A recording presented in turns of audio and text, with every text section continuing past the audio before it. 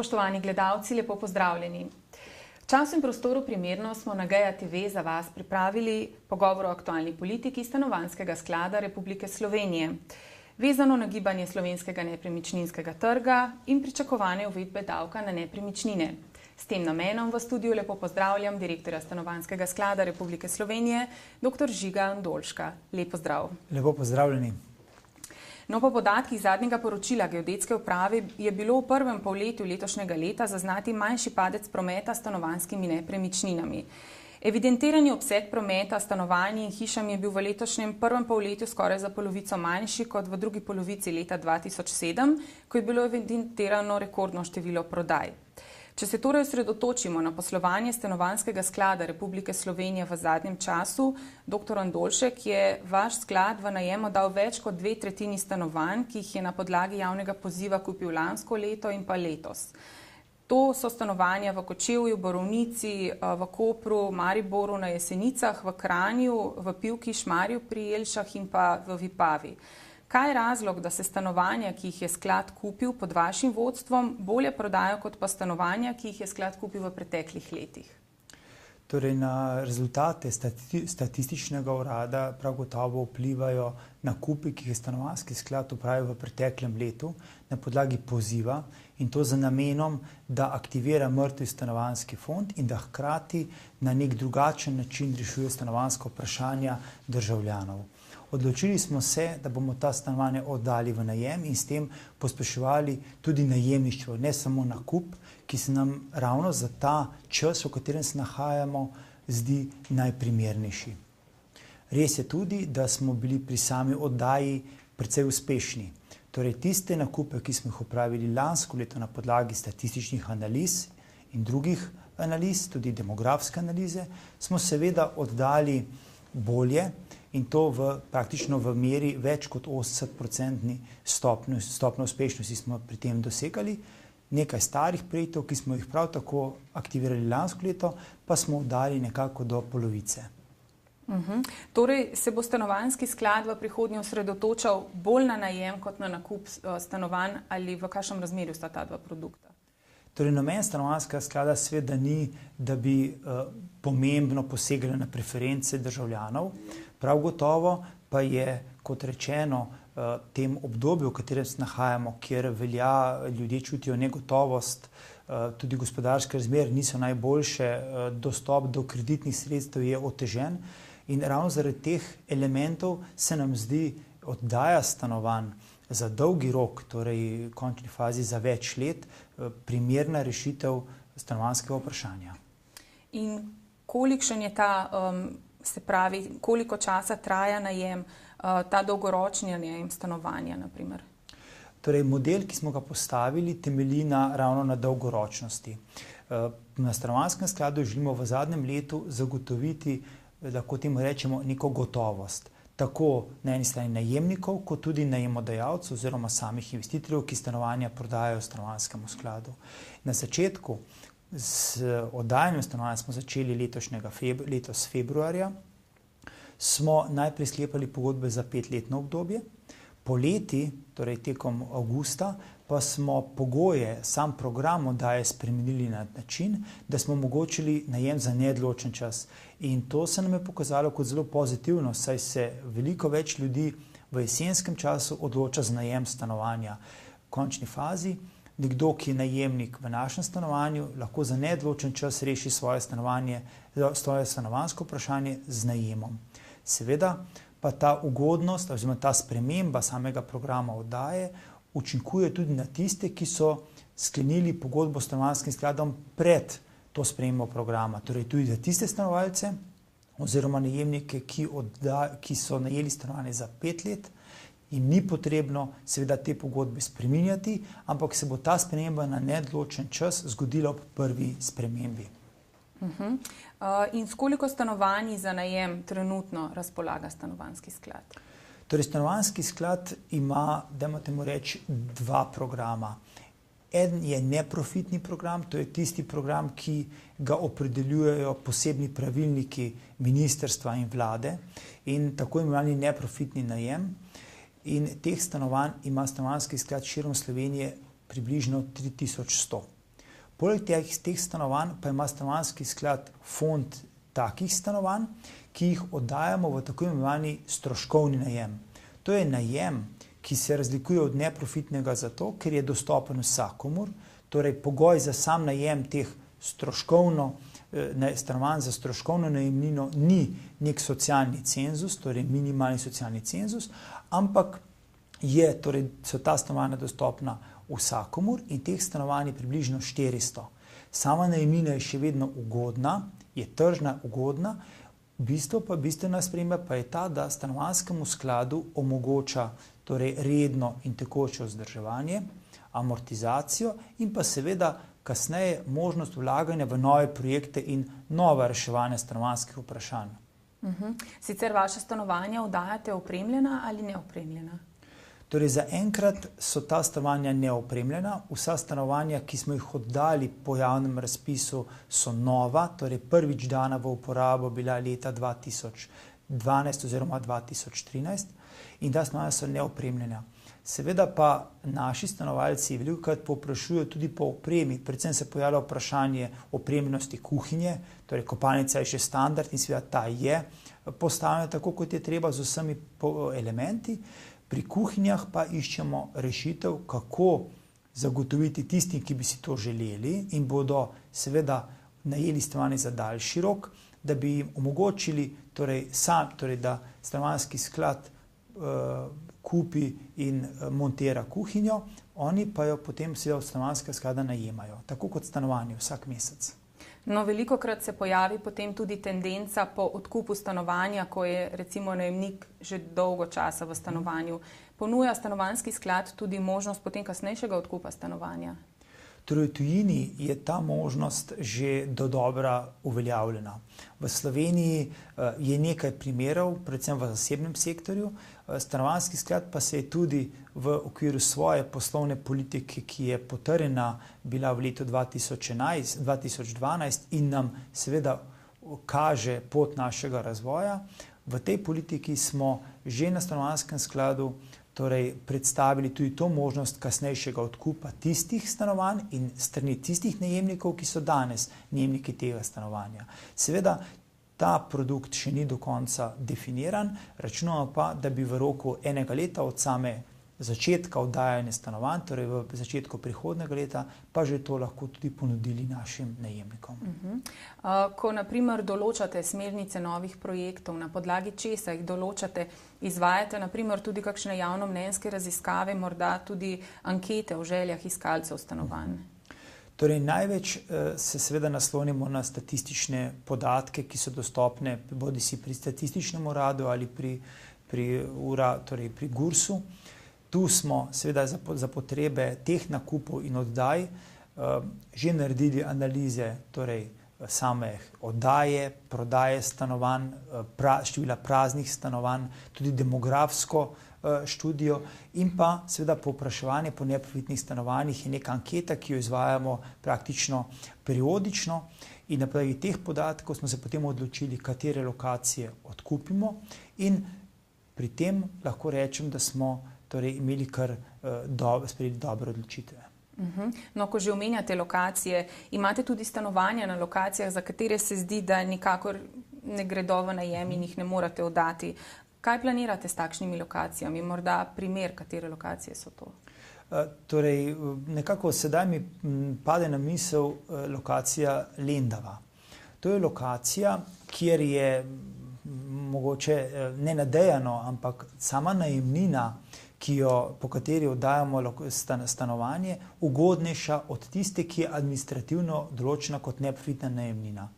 Razlog za to je ugodna cena, po kateri smo ta stanovanja kupili in ko pridemo do takega slučaja, smo seveda to omenili lokalni skupnosti in županom in drugim, torej lokalni skupnosti, omogočili in apelirali na njih, da lahko tudi s pomočjo teh stanovanj, čeprav niso neprofitna, v skladu s pravilniki, da jih lahko uporabljajo za reševanje teh najtežjih socialnih vprašanj in tudi tu so se začeli določene stvari premikati.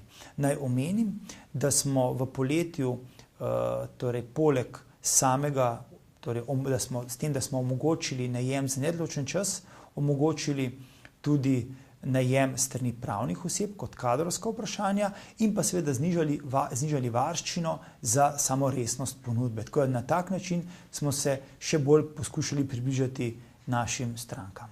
Torej se stanovanjski sklad potem ponekod tudi dogovarja z občinami? Brez nadaljnjega, torej zavedamo se, da so občine tiste in lokalne skupnosti tiste, ki morajo reševati socialna vprašanja in če je le možno, pri teh stvarih na stanovanjskem skladu pomagamo. Kaj pa obratno? Pojavljajo se tudi lokacije, seveda, kjer je velik interes za najem oziroma nakup stanovanja. Predvidevate potem v skladu v ta namen na teh lokacijah še dodaten nakup stanovanj? Ko smo sklepali pogodbe za odkup,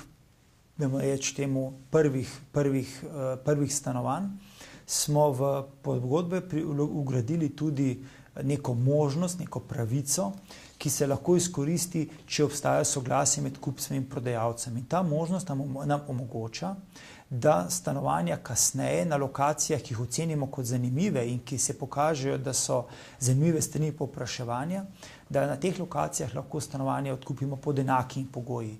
In to klauzulo smo v določenih pogodbah že izkoristili in bomo v kratkem ponudili torej na tistih lokacijah, kjer je največje povpraševanje bilo, torej še dodatne stanovanja. Morda lahko naštejete par lokacij, ki so trenutno najbolj aktualne? Torej, prav gotovo je to lokacija v bližini Ljubljane. Druga lokacija je, mislim, da Cerknica, tako da tukaj nekako same soseske so se začele oživljati in ljudje povprašujejo po teh stanovanjih. Glede na rekordno nizke cene je pričakovati postopno zaustavitev trenda padanja povprečnih stanovanjskih nepremičnin, vsaj tam, kjer je njihova raven že najnižja, se pravi v mislih imam na primer večja mesta, kot so Maribor, Celje. Po drugi strani pa so tudi območja z najvišjimi ravnmi cen, kot Ljubljana in pa obalna regija. Je pa prostora za nadaljne padanje še kar nekaj. Kako, na primer, ta nihanja cen vplivajo na cene najemnin sklada? Lahko morda pričakujemo še kakšno znižanje, pa kje so tudi cene najnižje pri vas? Glede na to, da je sklad javna inštitucija in seveda delamo transparentno in vsem nekako želimo na enakopraven način ponuditi vse možnosti, seveda sklad ne more razlikovati posameznega povpraševalca ali pa najemnika od drugega. Težko nekako odreagiramo na sama gibanja cen na trgu. Naša cena najemnine izvira od nekod drugod, torej izvira iz same nabavne cene in zato smo se ravno z veliko energije in truda vložili v sama pogajanja in pa v sam tako širok odkup stanovanj, ker smo dosegali res ugodne cene. In ugodnejša, ko je nabavna cena strani sklada, toliko ugodnejša je potem tudi najemnina, ki je izračunana po modelu, ki pa je enakopraven in enak za vse. Lahko morda zaupate, kakšna je vaša najnižja najemnina, pa morda najvišja, pa tiste glavne dejavnike, ki potem na to vplivajo? Torej, stanovanje se med seboj razlikujejo. Mogoče najnižja najemnina je najemnina, ki je nekako od 160 evrov navzgor. Mislim, da je to garsonjera, enosobno stanovanje. To ni v strogih mestnih jedrih. In na drugi strani imamo stanovanja, ki so bila, mislim, da v Ljubljani, ki so dosegala najemnino nekako tja čez 500 evrov. Naj pa posebej poudarim, recimo naš projekt, to je bil lastni projekt sklada, to je projekt Borovnica, kjer ima sklad večje število stanovanj in tam smo se odločili za cenovno politiko, kjer smo tudi stanovanja v površini 100 kvadratov, torej 4-sobna stanovanja, oddajamo za 520 evrov, kajti ocenjujemo, da je to tista cena, ki jo lahko nek družinski proračun lahko prenese. In glede na število stanovanj, ki so oddane na tej lokaciji, je to očitno smiselna poteza. Koliko časa pa na primer preteče od vloge pa potem do odobritve za oddajo stanovanja? Torej, celoten proces povpraševanja in oddaje smo informatizirali. Sam rok trajanja je, temu reči, od 20 pa do 5 dni. Zakaj tako? vsake 3 tedne dejansko imamo nove izbore. Torej, na spletni strani imamo predstavljeno aktualno ponudbo, to je tistih stanovanj, ki so na voljo za najem, kjer si lahko naši gledalci ogledajo ponudbo, tehnično dokumentacijo, lokacijo, opise, slikovni material, fotografije. Potem pa dejansko preko spleta izberejo posamezno stanovanje in tudi elektronsko oddajo vlogo. Torej, nič ni treba pošiljati po pošti, tudi vse priloge, ki jih je zares malo, lahko oddajo preko elektronske pošte, kjer se predhodno tudi registrirajo in potem zato lahko se vsake 3 tedne vrtimo tako imenovane izbore, ki so odprti, transparentni in potem seveda tudi sama sklenitev pogodbe v zelo kratkem času, ki temu sledi. Od objave razpisa je minilo že več kot pol leta in če potegnete črto, za kakšnega bi ga označili? Torej, sam produkt oddaje oziroma najemništva se je očitno prijel. Torej, iz meseca v mesec nekako oddamo med 8 in 15 stanovanj na vseh naših lokacijah, kar pomeni nekako, da dosegamo cilje, ki smo si jih zastavili. Glede na to, da je to prvi tovrsten poizkus v Sloveniji javne inštitucije, kjer oddaja stanovanje ne samo neprofitno, ampak tudi po tako imenovani stroškovni ceni, mislimo, da je to nekako, trg kaže, da se je ta produkt prijel in da tudi sami najemniki povprašujejo in vidijo tako reševanje stanovanja kot primerno. Kako pa sicer gledate na nekatere odzive v javnosti, da bi moral sklad, ki ga vodite, se ukvarjati predvsem z neprofitnimi stanovanji? Poglejte, ocenjujemo, da je tovrstna oddaja stanovanj povsem primerna zato, ker se loči od neprofita. Pri neprofitu je potrebno izpolnjevati določen socialni minimum in ocenjujemo, da je precej družin, ki želijo na dosti bolj fleksibilen način reševati stanovanjsko vprašanje in ne izpolnjujejo teh minimalnih socialnih kriterijev in zakaj ne bi tudi tem omogočili, da gredo stanovati na svoje in še več, da s časoma ta stanovanja lahko tudi odkupijo. Za konec me zanima še komentar na davek na nepremičnine, ki ga vlada namerava uvesti leta 2014. Se pravi, ali bo vplival na politiko vašega sklada, morda tudi ponudbo produktov stanovanjskega sklada ali pa celo cene nepremičnin? Torej, žal ta davek zadeva tudi stanovanjski sklad. Torej, stanovanjski sklad je bil do sedaj obvezan plačevati nadomestilo za uporabo stavbnega zemljišča na del stanovanj, ne pa na tako imenovana socialna stanovanja oziroma stanovanja, ki so bila oddana v tako imenovan administrativni neprofit. Z novim davkom se bodo tudi stroški sklada močno povečali. Torej, če primerjam do sedaj plačano nadomestilo in prihodnji predviden davek, bo ta številka 10-krat večja. In to bomo morali privarčevati. Privarčevati je možno na način, da bo standard vzdrževanja v stanovanjih nižji. Druga možnost pa je povečanje najemnine. Ne eno in ne drug ukrep seveda ni primeren ali pa dobrodošel strani naših strank, ampak to nam, da kaj drugega nam seveda ne preostane. Še posebej se nam zdi, da je določene mere ureditev oziroma predvidena ureditev na tem področju neevropska. Stanovanjski sklad bi do neke mere lahko primerjali z tistimi inštitucijami, ki so družbeno koristne. Torej, oddaja stanovanj v stroškovni najem, neprofitni najem pomeni standard socialne države. In dokler je Slovenija socialna država, je seveda prav, da se država odpove določenemu potencialnemu davku od teh inštitucij, kajti vsi prihodki, ki jih ustvarimo, gredo poleg pokrivanja stroškov delovanja sklada v naš osnovni namen, to pa je zagotavljanje stanovanj za družine, starejše, mlade in pa se na ta način nekako povečujemo sam standard v Republiki Sloveniji in pa seveda tako vidimo tudi našo družbeno koristnost. Morda veste za kakšno dobro prakso iz tujine, kjer so to rešili na drugačen način? Torej, običajno so tudi v tujini tako imenovana stanovanja za neprofit, to je za tiste skupine, ki imajo manj priložnosti oziroma nekako dosegajo najnižji standard, socialni standard, običajno izvzeti iz tovrstne obdavčitve. Razumemo, da je ta zakon generalni zakon in zadeva prav vsakega, ampak počakajmo, bomo videli, kakšen bo izglasovan predlog. Dr. Žinga Dolšek, najlepša hvala za vaša pojasnila in pa obisk v našem studiu. Hvala vam za vprašanja in pogovor.